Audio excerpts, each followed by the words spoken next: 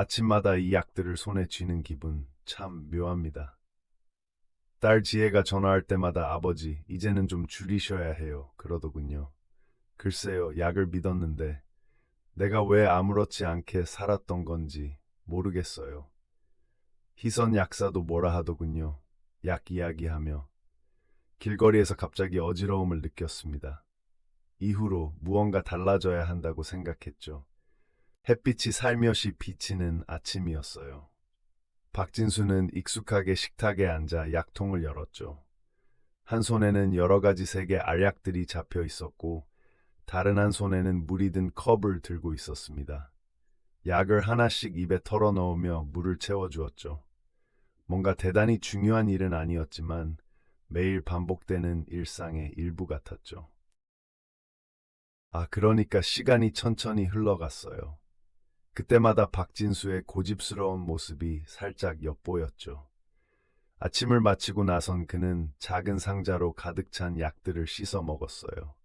늘 그랬듯이 약의 고유한 맛이 함정처럼 입안에 퍼지는 순간이었죠. 그는 매일 같은 물로 약을 씻어 빨리 끝내려 했어요. 약효를 믿고 있었으니까요. 하지만 가끔, 정말 가끔이지만 그 약들이 정말로 필요할까 하는 의문이 머릿속을 스치곤 했어요. 다들 이런 순간을 한 번쯤 겪어봤을 것 같은데 그저 지나가 버릴 뿐이었죠. 그렇게 아침을 보낸 후 공원으로 향했습니다. 공원 벤치에 앉아 친구들과 이야기를 나누는 시간이었어요. 역시 건강 이야기가 오가곤 했지만 진수는 멋지다는 듯 모두 다 잘 버틴다고 자랑했어요. 하지만 말이죠. 가끔 억지로라도 웃어주던 그 순간들이 떠오르네요.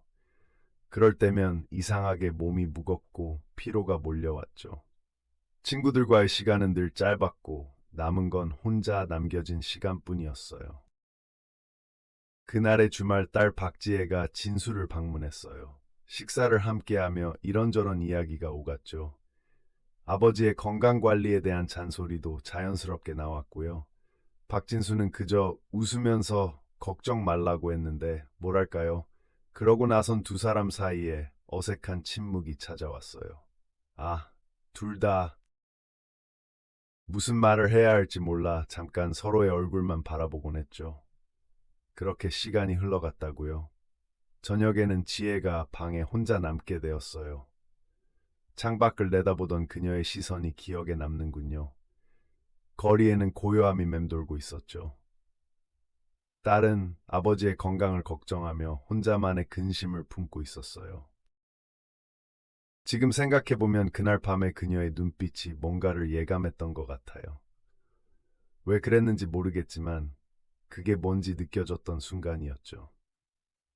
그 다음 날도 어김없이 진수는 아침에 약을 먹고 일과를 시작했어요.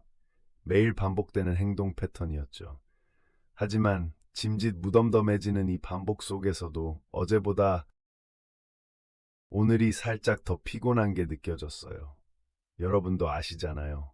그런 것이라고 그러니까요. 그렇지만 그는 여전히 자기 자신을 믿고 있었던 것 같더군요. 그 시점에서 문득 떠오르는 건 우리 모두에게 다가오는 현실적 불안이죠. 진수는 건강에 대해 냉정하게 재평가할 필요가 있다는 사실을 어렴풋이 깨닫기 시작했어요. 계속 이렇게 둘 수만은 없다는 예감이 들더군요. 그렇게 조용히 스스로에게 질문을 던지는 듯한 순간들이 찾아왔어요. 나는 약을 믿지만 과연 이것이 맞는 걸까라는. 진수는 병원에서 돌아와 중얼거렸어요. 이젠 약봉투가 더 두툼해졌죠. 언제부터 이렇게 되었는지 잘 기억도 나지 않는다며 머리를 긁적였어요. 왜 약이 늘어나는지 큰 의미를 두지 않으려는 모습이었죠. 딸 지혜는 가끔 전화로 목소리를 높였어요. 아빠, 약 좀 줄일 수 없어요? 그렇게 먹으면 몸 망가져요. 진수는 서둘러 대답했죠. 걱정 마, 다 필요해서 먹는 거야. 지혜의 목소리는 점점 더 조용해졌어요. 한숨을 쉬는 소리가 들렸습니다. 그날 저녁 지혜가 집에 왔죠. 진수는 TV를 보며 웅크리고 앉아 있었어요. 지혜는 아빠의 약 상자를 보고 긴 한숨을 내쉬었어요. 상자를 여는 순간 그녀의 눈빛이 어두워지더군요. 아빠, 도대체 이게 뭐야? 목소리가 떨렸지만 진수는 고개를 돌리며 말했어요. 그냥 먹어야 하는 거야. 다들 그러더군. 낫는 데엔 이게 필요하다고. 지혜는 아무 말 없이 약들을 바라보며 거실에 앉았어요. 무거운 침묵 속에서. 며칠 뒤 약사 희선이 약국에서 진수를 봤을 때였어요. 그녀는 미소로 인사했지만 뭔가 불편해 보였어요. 요즘 건강 괜찮으세요? 라는 질문에 진수는 웃으며 대답했지만 한눈에 보기에도 피곤해 보였죠. 희선은 진수의 약 봉투를 다시 살펴보더군요. 점점 약이 다양해진 것을 보며 그제야 진수의 변화를 알아차린 것 같았습니다. 이대로 가면 큰일 나겠어요. 그녀의 작은 말을 듣고도 진수는 애써 귀담아 듣지 않으려 했습니다. 그리고 가족들이 함께하는 저녁 식사 자리. 지혜는 연신 아빠의 얼굴을 쳐다보지만 진수는 접시에만 시선을 고정했죠. 마찬가지로 어머니는 조용히 식사를 하며 상황을 지켜보는 듯했어요. 모두가 말없이 식사를 하지만 그 무거운 분위기 속에서 날카로운 긴장감이 감돌았죠. 결국 지혜가 조용히 숨을 내쉬며 말했어요. 아빠, 병원에 가볼 생각은 해보셨어요? 그렇지만 진수는 의뢰하던 반응처럼 무심하게 웃으며 대답했죠. 괜찮아. 이 정도는 다들 넘기더군. 희선의 말이 떠올랐겠지만 애써 밀어내려는 듯 했어요. 며칠 후 다른 날보다 피곤한 아침이었죠. 진수는 잠결에 약을 챙겨 먹었고 일어난 뒤엔 맞지 않는 옷을 입은 것 같았어요. 문턱에 앉아 잠시 숨을 고르며 고개를 젓는 모습이었죠. 하지만 곧 심호흡 후 일어나 집을 나섰어요. 걸음걸이가 예전만 못했지만 버티면서 출근하려는 듯이 바쁜 사람들 사이를 조용히 헤쳐나가려 했습니다. 그가 느끼는 불안함은 여전히 입가에 숨겨져 있었죠. 지혜는 약통을 들여다보며 안절부절 못해하고 있었고요. 병원의 대기실, 딸 지혜가 손에 땀을 쥐고 진수를 바라보고 있었어요. 진수는 의자에 앉아 고개를 푹 숙이고 있었죠. 접수대에서 부르는 소리에 겨우 일어나 의사 앞에 섰습니다. 이번에 새로 나온 약이라더군. 그 말에 따라 의사는 있었고 진수는 고개를 끄덕였어요. 하지만 그 말 속에서 어떤 확신도 없었죠. 쌓여가는 약봉지 속의 진실이 슬며시 드러나는 듯했습니다. 끝없는 밤이 지나고 아침이 오기는 하지만 그리 밝진 않았어요. 진수는 창문을 열고 바깥 공기를 마시며 축 늘어진 팔을 추스렸죠. 역시 피곤한 하루가 될 것 같은 예감. 창밖을 바라보며 지혜는 더 이상 말을 건네지 않았습니다. 서로 말없는 시간을 보내며 각자의 생각에 잠겼죠. 마치 그날이 지나면 모든 게 올바르게 풀릴 거라 믿고 싶었던 것 같았지만 마음은 점점 더 무거워만 갔습니다. 그날도 그랬습니다. 아침은 평소와 다를 바 없었는데 이상하게도 몸이 말을 안 듣는 것 같았던 기분이 드는 날이었죠. 평소처럼 약을 한 움큼 쥐고 물과 함께 삼켰지만 목구멍에 걸리는 듯한 느낌이었습니다. 어쩌면 그게 시작이었는지도 모르겠습니다. 별스럽지 않게 여기려 했습니다만 몸은 가끔 우리 마음을 비웃듯 거창한 변화를 일으키곤 하니까요. 진수는 이번에도 대수롭지 않게 넘겼습니다. 늘 하던 대로 출근했죠. 하지만 걸음이 좀 이상했어요. 두 발이 서로 엉기는 느낌, 등 뒤로 쎄한 기운이 스며드는 듯한. 무슨 일인가 싶어 뒤돌아봤지만 당연히 아무것도 없었습니다. 순간 이게 뭐지? 라는 생각이 스쳤죠. 나름 오래된 직관이었을까요? 그날 저녁 딸 지혜가 전화를 했어요. 평소와 같은 걱정 섞인 목소리로 또 건강을 물어왔죠. 아빠, 요즘 좀 어때요? 별다르지 않은 얘기였습니다. 그런 질문에 괜찮다고 대답하는 건 어느새 반사처럼 되었네요. 하지만 대화 끝에 딸의 긴 침묵이 맺힌 겁니다. 한마디로 마무리 지으려다 텅 빈 공기 속에서 대화 끝을 놓친 듯한 기분이 들었죠. 그리고 며칠 후 회사 회의실에서 뭘 설명하고 있었을 때였죠. 입술이 말라붙더군요. 목이 칼칼하고 말이 헛도는 겁니다.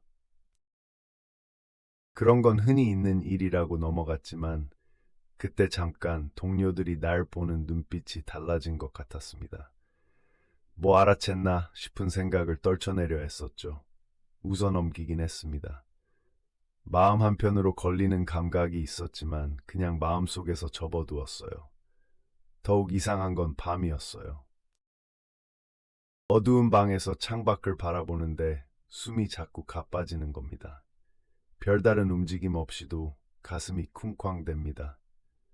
잠을 자야 하는데 왜 이러지? 자신에게 진정하라는 듯 마음을 다스려 보았죠. 하지만 그 밤은 좀처럼 편안하게 넘어가지 않았던 것 같았습니다. 새벽녘, 희미한 불빛 아래에서 조용히 다녀오라며 반쯤 빈 물병을 집어들었을 때 무심코 쓴 얼굴이 거울에 비쳤죠. 그 순간 머릿속이 텅 비는 그런 느낌. 이 얼굴은 뭐지? 라는 그저 순간적인 멈칫이었지만 아무런 일도 아닌 듯 속으로 사기며 넘기려 했던 것 같아요. 눈을 서서히 내리고 피곤하다며 다시 자리를 정리했습니다. 가끔은 제 마음속 작은 목소리가 들리곤 했습니다. 무엇이 문제일까? 글쎄요. 그 질문에 진지하게 답할 수는 없었습니다. 그냥 그러려니 하며 보냈던 날들이 있었거든요. 한 살 더 먹을수록 모든 게 과거의 일이 되어간다고 생각했죠. 하지만 이상하다는 생각을 지워버릴 수는 없었습니다. 그 후로도 비슷한 작은 신호들이 하루하루 쌓여갔습니다. 숫자들은 변하지만 나만의 나날들은 그대로라는 믿음 아래 살아가고 있었던 거죠.